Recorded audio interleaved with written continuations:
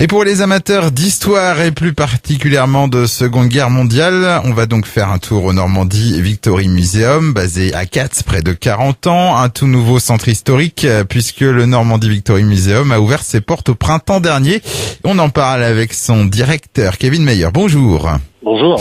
Alors, l'un des objectifs de ce nouveau musée, bien sûr, a un devoir de mémoire. Présentez-nous le lieu sur lequel il est installé, puisqu'il est directement lié au débarquement des Alliés en Normandie. Absolument. Le lieu, en fait, est connu depuis 1944 sur place.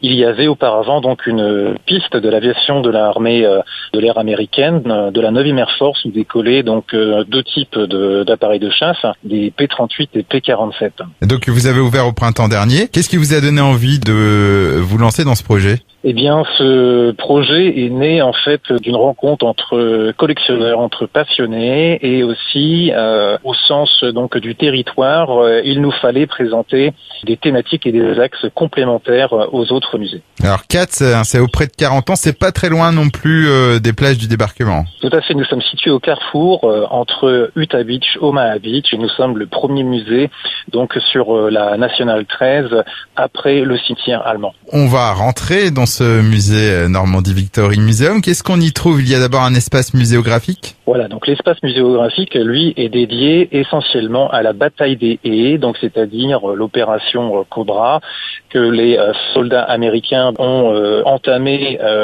courant de l'été 44, avec des grandes difficultés à progresser au travers du bocage, car chaque haie était synonyme en fait de piège ou de contre-attaque de la part des armées allemandes.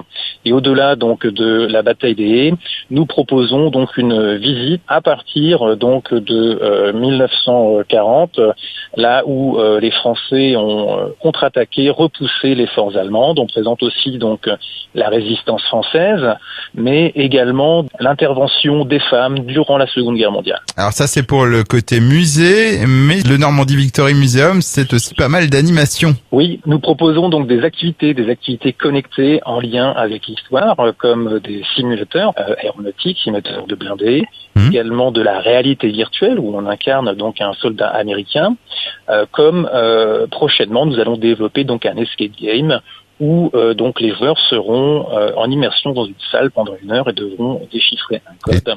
Ce jour, on propose donc également des baptêments blindés ainsi qu'un parcours du combattant pour mettre en avant la thématique de l'entraînement du soldat durant la Seconde Guerre. Et il y a aussi, je crois, un espace de restauration qui vient d'ouvrir il n'y a pas longtemps. Hein. C'est bien ça. Donc nous avons un très bel espace qui est en capacité d'accueillir une centaine de personnes.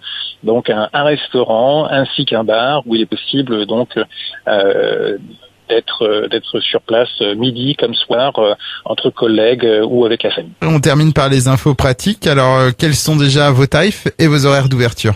Alors nos tarifs concernant le ticket adulte 9 €, les enfants 6 €, les groupes 7 € et les simulateurs 25 € pour 20 minutes, baptêment blindé 39 € et nous avons un package en fait qui réunit l'ensemble des 3 activités pour 50 € par personne. Concernant les horaires, 7 jours sur 7, en basse saison 10h, 17h et en haute saison 10h, 18h. Eh bien, merci Kevin Meyer. On rappelle que vous êtes le directeur du Normandie Victory Museum. Puis un site pour en savoir plus sur ce nouveau centre historique de Cats, près de 40 ans. C'est le www.normandie-victory-museum.com.